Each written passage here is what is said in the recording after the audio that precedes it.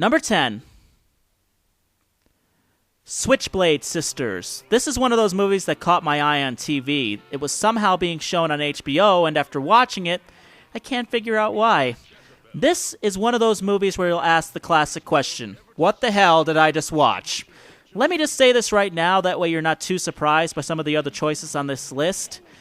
The 70s was the decade of a lot of exploitation films, and it seemed to be like a never-ending thing with that decade. This abomination just happens to be one of them, about a female gang called the Jezebels who are out to seek revenge on a male gang called the Crabs. I wasn't raised in the 70s, but even then, I don't think any gang wants to be known as the Crabs. Okay, I will give credit to where credit is due. They did make this film on a low budget of $320,000. But Halloween was made on that budget too, and that's a classic. So what's this film's excuse?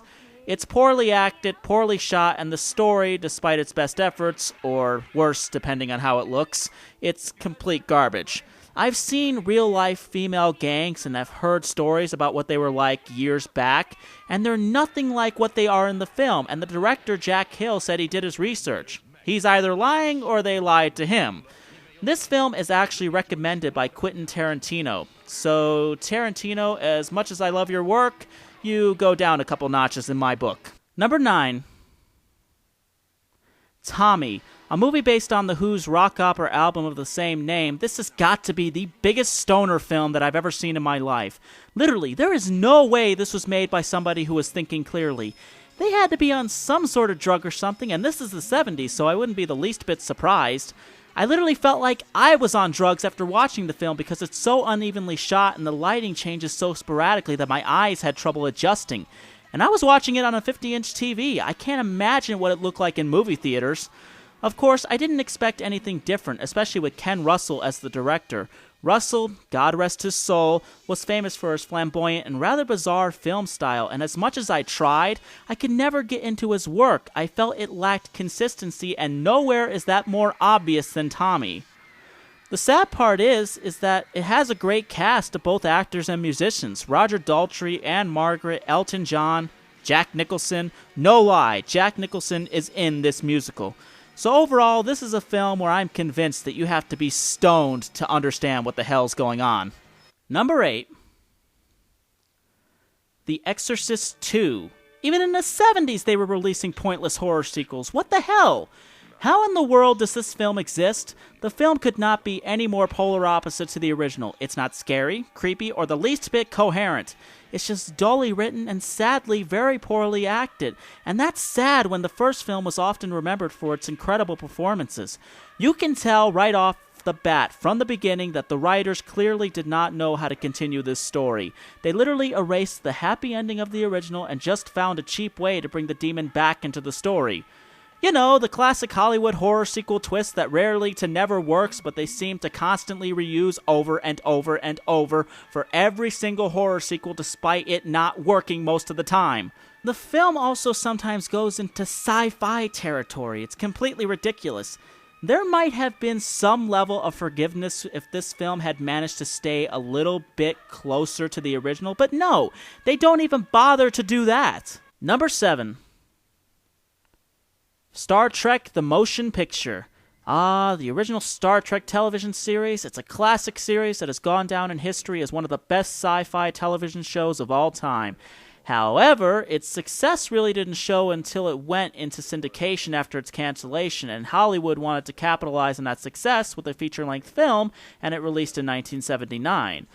How could it have been any better? It's one of the greatest shows of all time, and now it's on the big screen with all of the original cast members.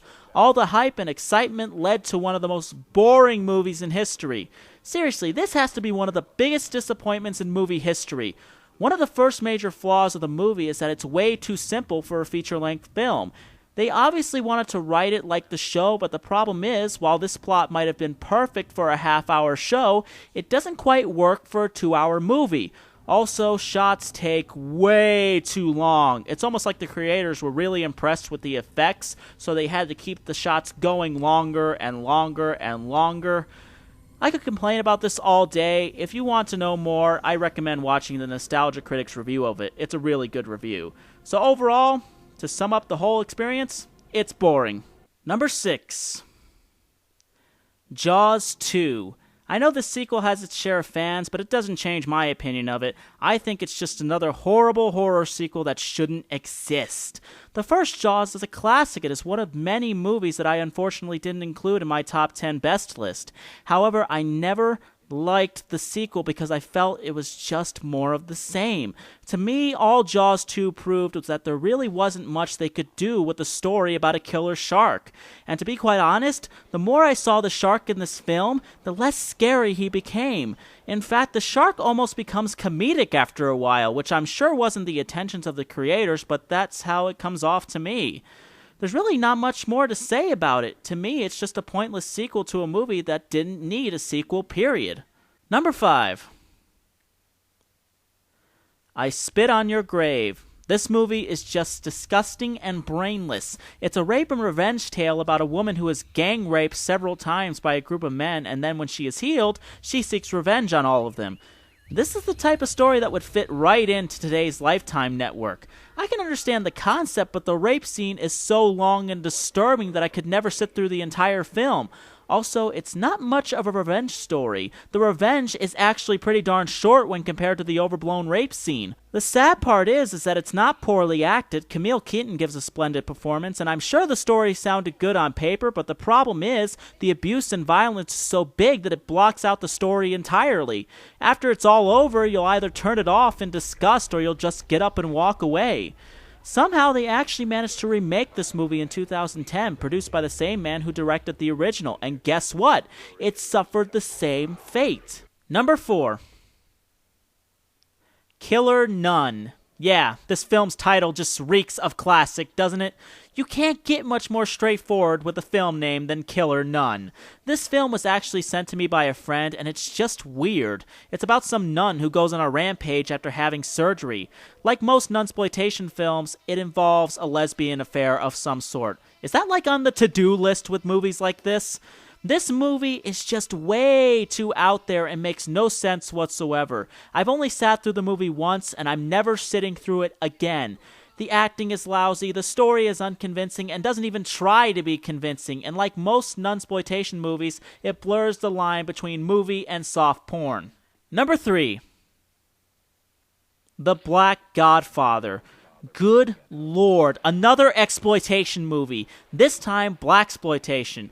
Geez, what was with the 70's? Literally, how many exploitation films could they possibly make? There's Killer Nuns, The Nun and the Devil, Blackula, Blackenstein, and of course, The Black Godfather was the latest in this trend at the time.